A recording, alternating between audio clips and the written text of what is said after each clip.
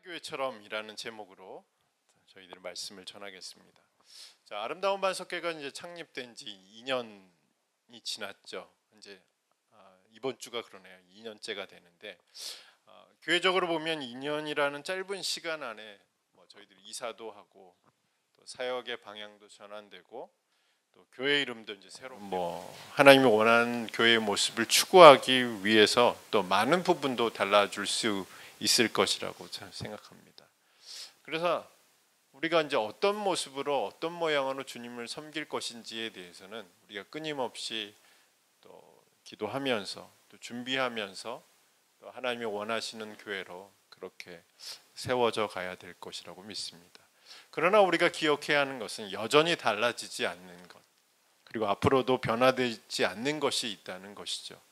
그것은 성령의 인도하심과 도우심이라는 겁니다. 그것은 단순히 우리 교회만을 말하는 것은 아닙니다. 성령은 이전까지도 교회를 세우시고 또 교회 모든 사역 가운데 역사하셨고 또 앞으로도 교회를 인도하시고 또 도우시는 분이십니다. 바로 이 사실은 지금이 되었던 또 앞으로 되었든 또 변화되지 않을 것입니다. 우리가 이 변하지 않는 사실을 믿고 의지한다면 앞으로의 모든 일들과 모든 환경 속에서도 흔들리지 않는 믿음으로 또 주님을 섬기게 될 것이라고 믿습니다. 그렇다면 우리는 어떻게 주님을 섬겨야 할까요? 설교 제목처럼 서머나 교회처럼 주님을 섬기는 교회가 되기를 소망합니다. 그리고 서머나 교회의 성도들처럼 주님을 섬기는 그런 성도들이 되기를 주님의 이름으로 축복합니다. 그런데 오늘 본문을 보면 서머나 교회는 우리가 비전으로 삼거나 우리의 목표로 삼을 수는 있지만 그들처럼 또 그 교회처럼 주님을 섬길 수 있을까라는 의문이 드는 점들이 있습니다. 왜냐하면 그들은 우리가 범접할 수 없는 신앙의 모습들을 가지고 있기 때문에 그렇습니다. 구체적으로 어떤 모습을 가지고 있는지 먼저 살펴보겠습니다. 성경 속의 서머나는 현재 튀르키예의 이즈미르라는 도시죠. 튀르키예, 곧 우리가 잘 아는 국가명인 터키 3대 도시 중에 하나가 이즈미르, 이제 바뀌었어요. 서머나에서 이즈미르로 바뀌었는데 이 이즈미르, 이제 곧 서머나는 성경 속의 소아시아 7도시 중에 현재까지 존재하는 도시입니다. 초대교회 당시 서머나는 에베소 다음으로 부유하고 번성한 도시로서 유대인들이 많이 정착했던 곳이죠. 그런데 이 지역에 복음이 전해지고 또 교회가 세워지다 보니까 유대인들이 이제 시기하기 시작했습니다. 그래서 기독교인들이 많은 고난을 당했습니다. 기독교인들을 비방을 했고 또 그들로 인해서 기독교인들은 많은 고통과 고난을 경험하게 됩니다. 이뿐 아니라 그 서머나에 있었던 교회는 로마 제국으로부터 또 박해를 받았죠. 그러니까 황제 숭배를 거부한다는 이유로 박해를 받았는데 감옥에 들어가기도 하고 또 고문을 당하기도 하고 죽기도 했습니다. 그러니까 서머나 교회는 안과 밖으로 매우 큰 환난을 당하고 있었는데 그것은 우리가 감히 상상할 수 없는 그런 시련을 겪고 있었던 교회입니다. 또한 그들에게 또 하나의 큰 시련이 있는데 오늘 본문 속에도 등장하지만 경제적인 어려움입니다. 그들은 경제적으로 많은 어려움을 당해서 궁핍한 생활을 지속하고 있었습니다.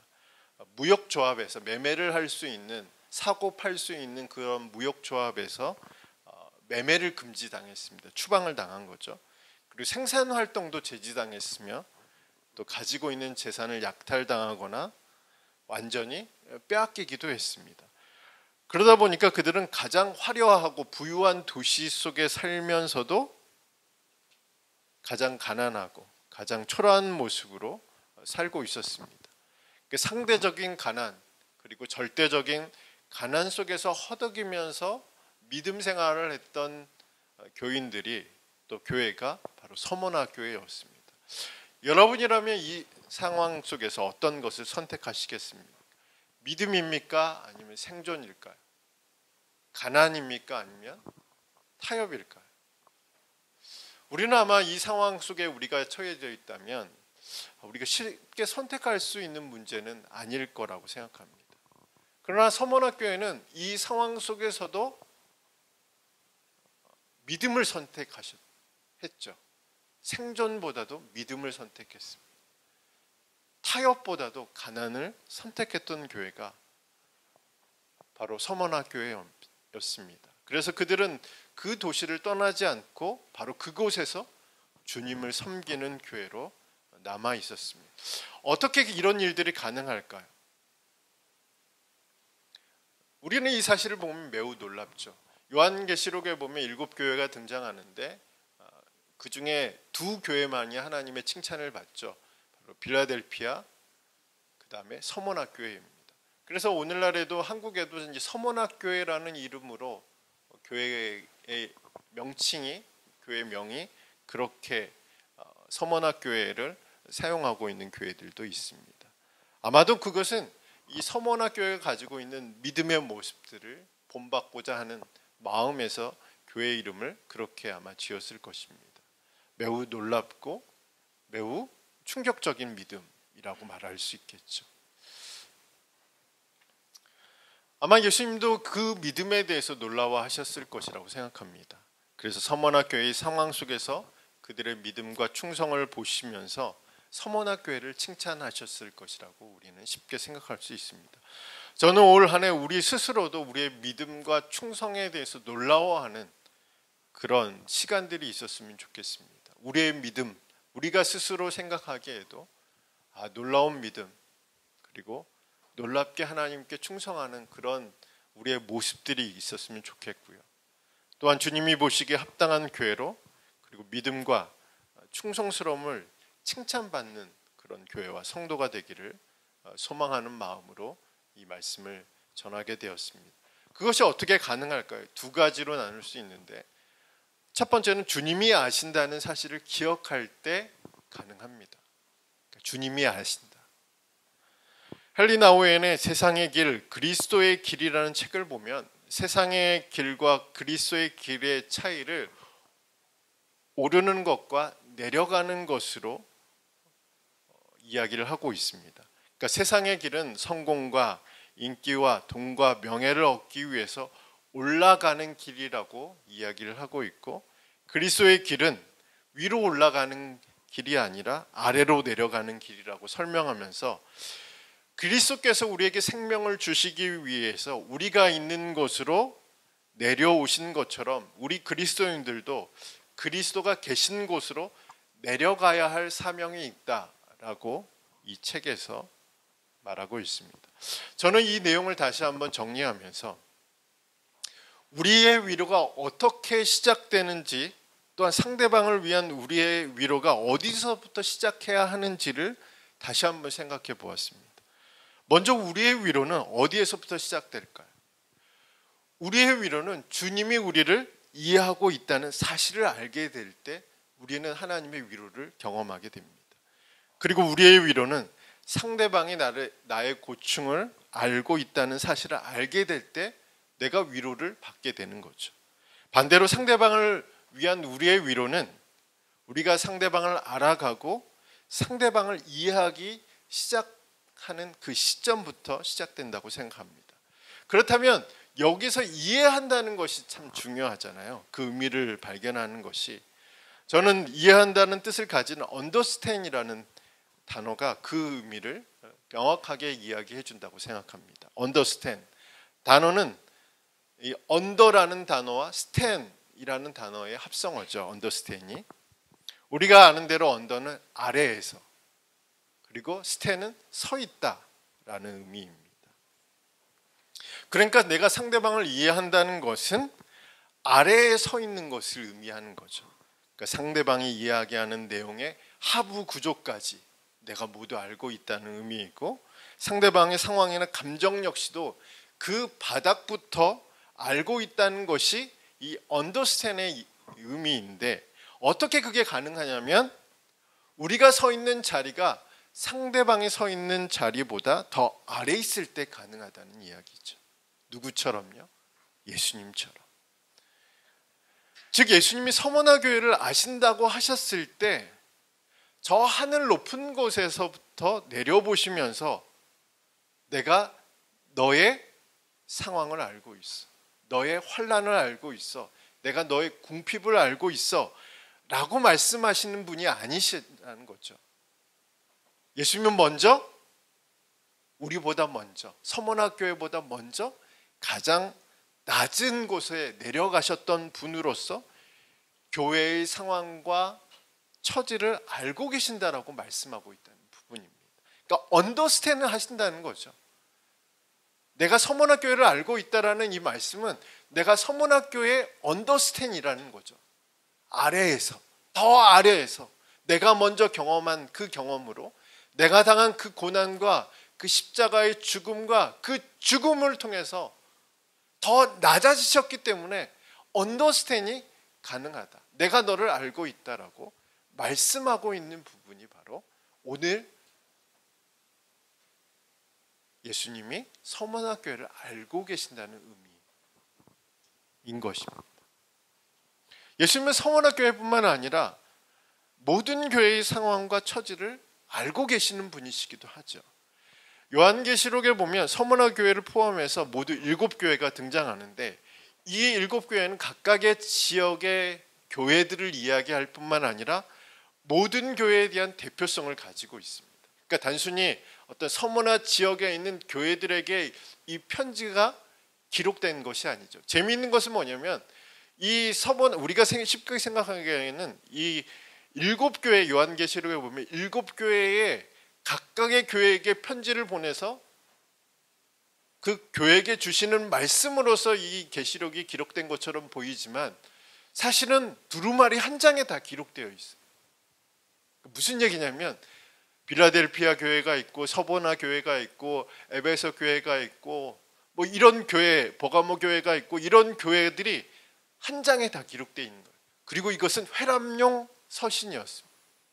그러니까 서문학교의 이야기만 서문학교인들이 읽은 것이 아니라 서문학교의 교인들이 빌라델피아 교회에게 말씀하시는 그 말씀들을 읽었다는 거예요.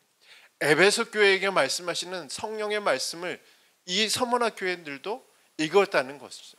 그러니까 각각의 교회에게 주시는 말씀이 아니라 모든 교회에게 주시는 말씀.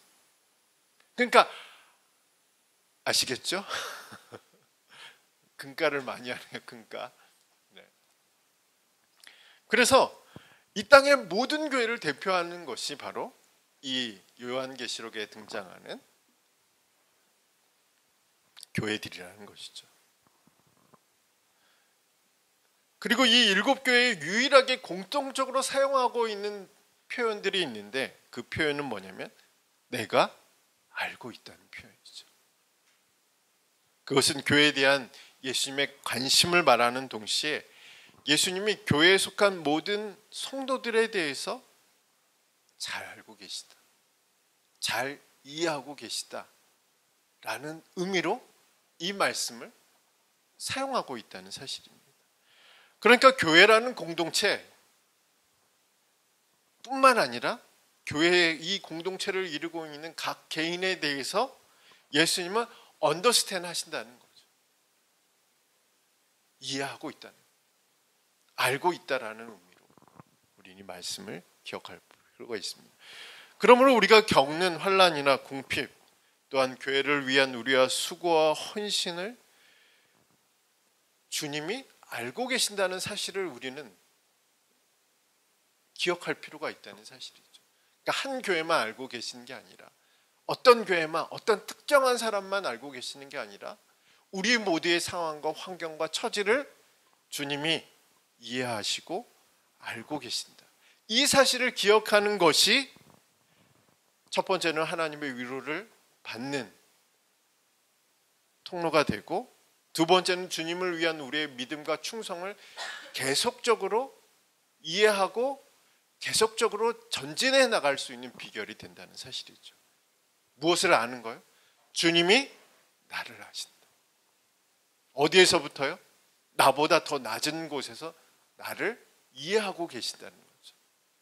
서문학교회 교인들은 이 사실들을 기억하고 있었다는 사실이죠.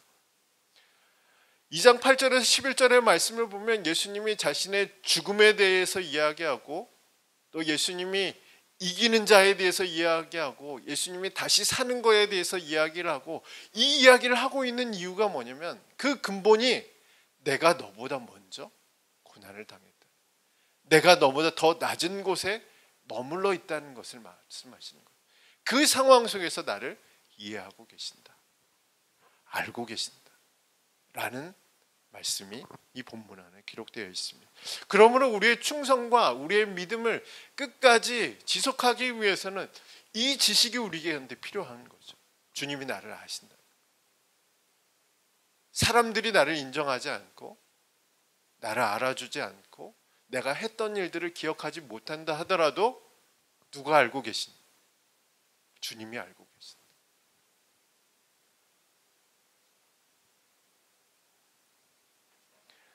예수님은 이제 성전에 들어가셔서 성전에 앉으셔서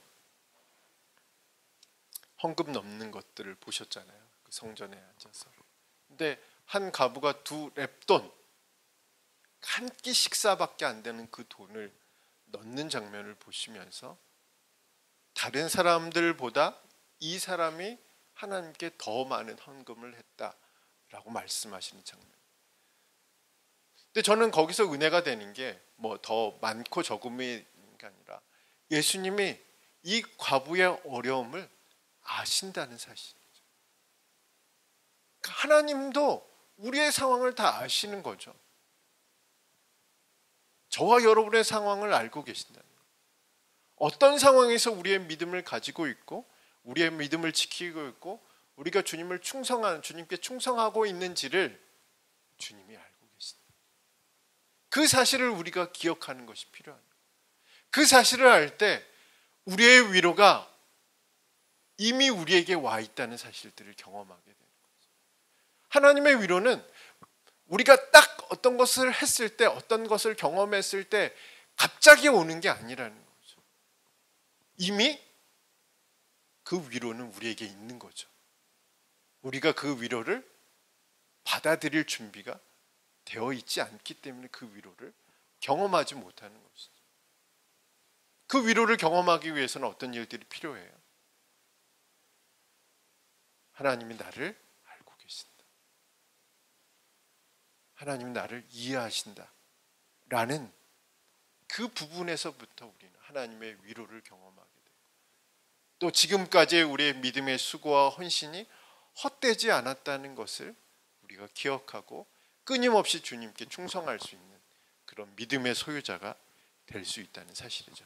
서문학교회처럼 이런 믿음이 저와 여러분의 있기를 간절히 소망합니다. 주님이 저와 여러분을 알고 계신다 라는 사실들을 기억하는 믿음이 저와 여러분의 있기를 간절히 소망합니다. 두 번째는 이제 고난을 두려워하지 않는 것이죠. 우리가 본문을 보면 서문학교회는 3중고에 시달리고 있었죠. 환난이고 가난이고 비방이었습니다. 더구나 이 교회에 또 다른 고난이 다가오고 있다라고 10절에 기록되어 있습니다. 우리 한번 10절의 말씀을 다시 한번 찾아서 읽겠습니다. 시작. 너는 장차 받을 고난을 두려워하지 말라. 볼지어다 마귀가 장차 너희 가운데에서 몇 사람을 오게 던져 시험을 받게 하리니 너희가 10일 동안 환난을 받으리라. 내가 죽도록 충성하라. 그리하면 내가 생명의 관을 내게 주리라. 자, 서문학교에게 다가올 고난은 옥에 갇혀 시험을 받게 되거나 죽임을 당하는 것이었습니다. 극한의 환난과 고난이 다가올 것이라고 성령께서 말씀하시고 계시죠. 그리고 이 고난은 사탄이 그리스도를 증거하지 못하도록 미혹하는 결과로 나타날 것이라는 말씀도 기록되어 있습니다. 그러면서 이에 대해서 주님이 뭐라고 말씀하셨죠? 환난이나 고난이 와도 유혹이나 미혹이 있을지라도 조금도 두려워하지 말라라고 말씀하셨습니다. 그래서 우리 한글 성경에는 이 조금도라는 헬라어 단어가 번역되어 있지 않지만 헬라어 원문에는 이 조금도라는 단어가 가장 먼저 나와 있어요. 너희는 두려워하지 말라. 이런 말씀이 먼저 시작된 게 아니라 조금도 너희는 두려워하지 말라. 근데 사실은 불가능하잖아요. 매우 낯선 말씀이잖아요. 우리가 생각하기에는 능력을 주시겠다, 지혜를 주시겠다, 피할 길을 주시겠다 라고 말씀하셔야 되는데 사실은 조금도 두려워하지 말라 라고 말씀하고 있다는 부분이 우리에게 매우 낯선 말씀이고 우리에게 익숙하지 않는 말씀이죠. 그리고 우리와 상관없는 말씀처럼 보입니다. 근데 우리가 조금만 눈을 들어보면 세계 각곳에 많은 교회와 그리스도인들이 이 말씀을 믿음으로 받아들이고 끝까지 충성하는 모습들을 지금도 보이고 있습니다. 예전에 제가 한번 언급했던 것 같은데 오픈도어의 최신 연례 보고서에 따르면 기독교 박해가 가장 심한 국가는 북한입니다. 그 다음으로 소말리아, 리비아, 예멘, 나이지리아 등이 있는데 북한이라는 것은 우리가 어느 정도 예상은 했겠죠. 근데 이 나이지리아는 자신의 신앙 때문에 살해당한 기독교인이 가장 많은 나라로 보고되고 있습니다. 그러니까 얼마나 되냐면 만약에 한 해 순교하는 분이 100명이라고 하면 82명이 이 나이지리아에서 자신의 신앙 때문에 죽습니다. 기독교인들이 그렇습니다. 그러니까 어마어마한 숫자의 퍼센테이지가 바로 나이지리아에서 벌어지고 있는 일들이죠. 그 밖에도 교회, 기독교 가정, 또 기독교 학교, 회사, 상점 등 기독교인들을 향한 박해나 공격이나 차별이나 각종 사건들은 여전히 매우 위협적인 상황이죠.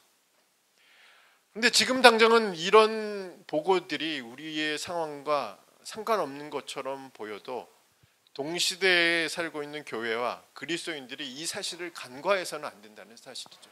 가장 가깝게는 가장 박해가 심한 곳이 어디죠? 북한이라는 거죠.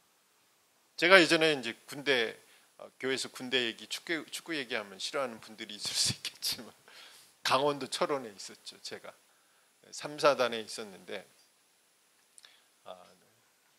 강원도 철원이 너무 가깝잖아요.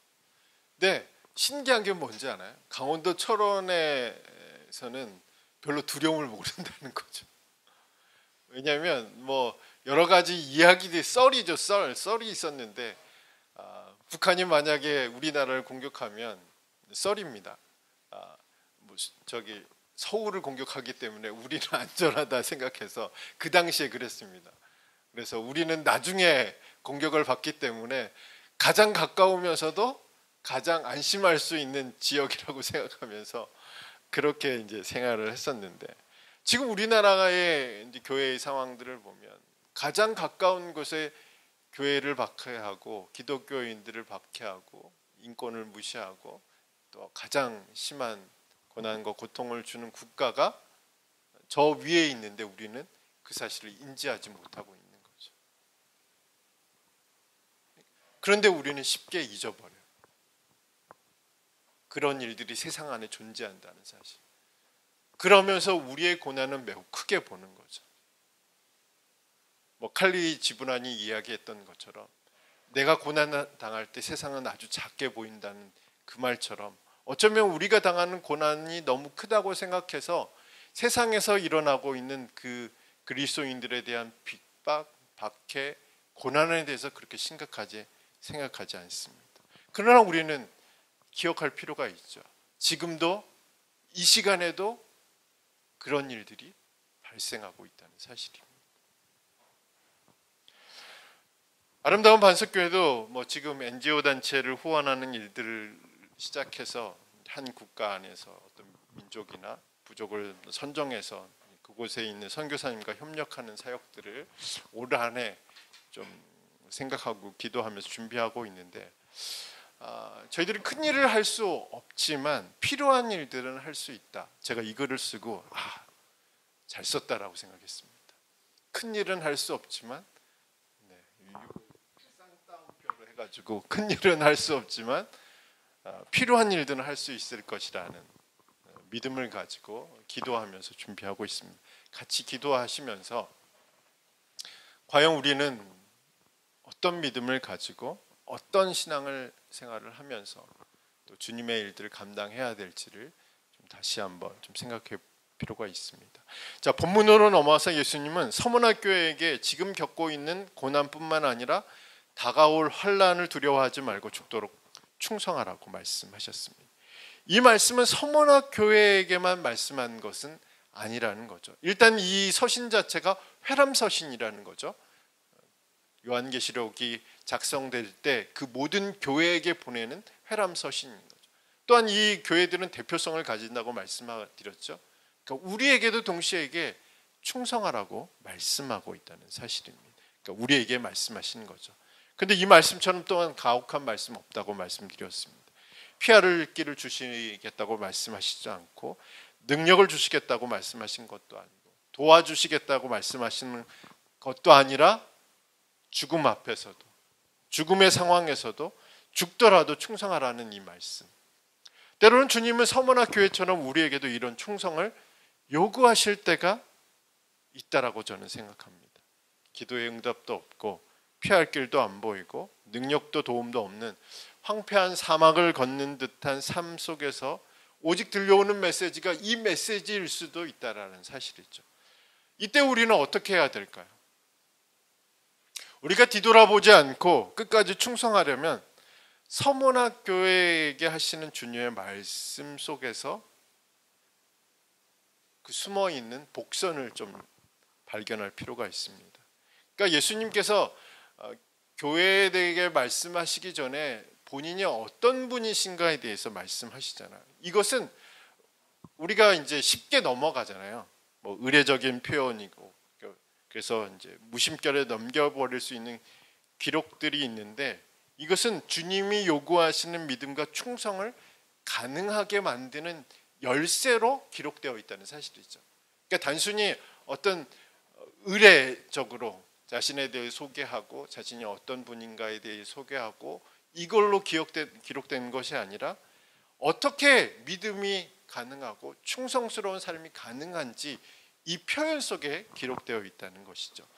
예수님은 교회 충성을 요구하기 이전에 먼저 그 자신이 죽음에 이르도록 충성하셨음을 성경은 증언하고 있고 8절에서도 예수님 자신을 교회에 소개하는 말씀 속에서 자신의 죽음을 말씀하고 있다는 사실입니다. 다시 말해서 예수님은 우리에게 충성을 요구하기 전에 본인이 먼저 충성하셨음을 바로 8절의 말씀 속에서 기록하고 있다는 거죠. 죽기까지 충성하셨다. 이것이 바로 우리에게 충성을 요구하시는 예수님의 모습이라는 거죠. 이미 그렇게 하셨던 것처럼 너희들도 그렇게 하기 위해서는 나를 본받는 자가 되라고 말씀하신 것이 8절의 기록이라는 거죠. 즉 극한의 상황 속에서도 충성할 수 있다는 것은 결코 쉬운 일은 아니지만 예수님을 기억하면서 예수님을 본받는 자가 될 때 끝까지 우리의 믿음을 지킬 수 있다는 거예요. 그러니까 예수님은 충성하지 않으면서도 예수님은 저 하늘에서 내려오지 않으시면서도 우리에게 낮은 곳으로 가라고 말씀하시고 우리에게 충성을 요구하시는 분이 아니시라 먼저 낮은 곳으로 내려오셨고 먼저 성부 하나님께 충성하셨다는 메시지가 바로 이 8절에서 11절 메시지의 근간이라는 사실입니다. 그래서 예수님처럼 충성하면 된다라고 말씀하는 거죠. 그러니까 충성으로만 끝나는 것은 아니죠. 우리가 예수님처럼 충성하면 무엇을 받게 될 것이라고 기록되어 있죠? 생명을 보상받게 될 것이라고 기록되어 있습니다. 예수님처럼 다시 살아날 것이고 다시 사신 예수님이 자신에게 충성하는 자에게 생명으로 보상할 것이라는 약속이 동시에 기록되어 있습니다. 그러니까 우리의 고난이 있기 전에 예수님의 고난이 먼저 있었죠. 예수님은 고난받는 종으로서 이 땅에 오신 것입니다. 또한 우리의 다시 삶이 있기 전에 예수님이 먼저 다시 살아나셨어요. 이게 바로 증거라는 거죠. 내가 아버지께 충성했더니 죽음에서도 다시 살아났던 것처럼 너도 충성하면 죽음에서부터 생명의 관을 얻게 되고 영원히 다시 살게 될 것이라는 이 말씀이 본인의 죽음과 다시 삶을 통해서 말씀하고 있습니다. 그래서 예수님은 고난의 종이면서 동시에 부활의 주가 되신다는 사실들을 이야기하고 있습니다. 저는 가끔 성당에 이제 십자가와 개신교의 십자가에 각각의 의미가 있다고 생각합니다. 물론 개신교에는 어떤 이미지나 형상이 허용되지 않기 때문에 개신교 교회 십자가에는 어떤 형상도 없죠. 이미지도 없어요. 그러나 더 큰 이유는 예수님이 부활하셨기 때문에 십자가에 매달려 있지 않는 것이 더 큰 이유라고 할 수 있습니다. 반면에 성당에 있는 십자가에는 형상이 있어요. 예수님의 형상이 있습니다. 저는 이런저런 어떤 신학적인 관점을 제거하고 오직 십자가를 보면서 우리를 위해서 고난받는 종의 모습을 그 십자가를 보면서 좀 생각할 때가 있는 거죠. 제가 이 이야기를 하는 이유는 이 두 십자가의 의미가 우리로 하여금 서머나 교회처럼 죽도록 충성할 수 있도록 만드는 오늘의 말씀과 연관이 되어 있기 때문에 이런 말씀을 잠시 드리는 겁니다. 우리의 고난은 예수님의 고난을 본받는 것. 그리고 그 결과는 예수님처럼 생명을 얻고 다시 사는 것이죠. 예수님이 우리에게 충성을 요구하는 것은, 서머나 교회에게 충성을 요구하는 것은 예수님이 충성하셔서 모든 사람을 구원하셨던 것처럼 우리도 충성함으로 인해서 예수님이 하셨던 그 일들을 이룰 수 있기 때문에 끝까지 충성하라고 말씀하고 있다는 사실이죠. 그리고 그 충성의 결과는 생명이고 다시 사는 것. 이것이 바로 충성하는 교회 그리스도인들에게 주어지는 하나님의 약속입니다. 말씀을 맺겠습니다. 지금 교회는 어떤 때일까요? 저는 오늘 이 말씀을 묵상하면서 서머나 교회처럼 성령이 교회에게 하시는 말씀을 들을 때라고 저는 생각합니다. 성령이 교회에게 하시는 말씀에 귀를 기울여야 할 때가 바로 이때라고 생각합니다. 그러니까 성령께서 서머나 교회에게만 말씀하시고 또 요한계시록에 등장하는 7교회에게만 말씀하시는 것이 아니라 오늘날 우리가 속한 교회에게도 말씀하시는 분이 바로 성령이시라는 분. 그렇다면 성령의 교회에게 어떤 말씀을 하실까요? 저는 오늘 말씀 서머나 교회처럼 어떤 상황과 어떤 어려움과 어떤 환난 속에서도 충성하라는 이 말씀. 끝까지 충성하라는 말씀. 그것을 가능하게 만들기 위해서는 오늘 두 가지 말씀드렸죠. 첫 번째는 주님이 우리를 알고 계신다. 주님이 우리를 이해하고 계신다는 사실들을 우리가 날마다 기억하는 겁니다.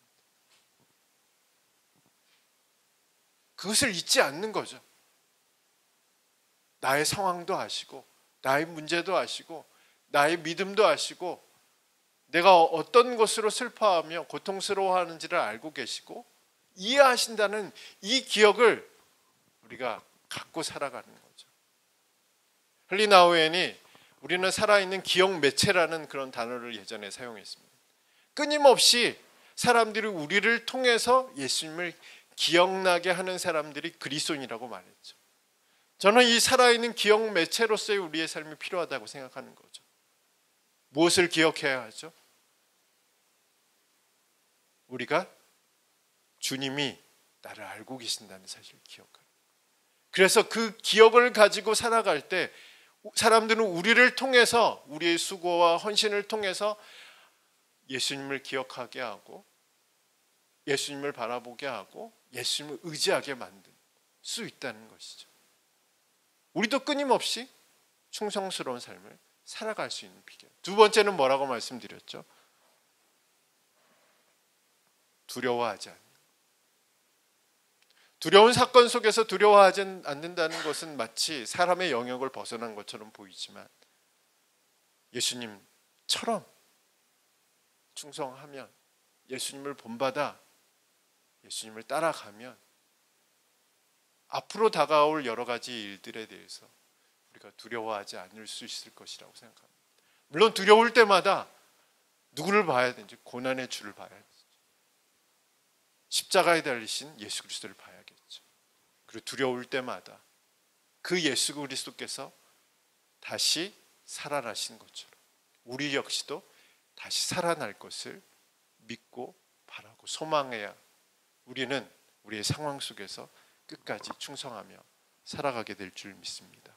아름다운 반석교회도 서문학교회처럼 이런 믿음의 교회, 또 이런 믿음을 소유한 성도들로 충만한 그런 새로운 출발점이 되기를 주님의 이름으로 축복합니다.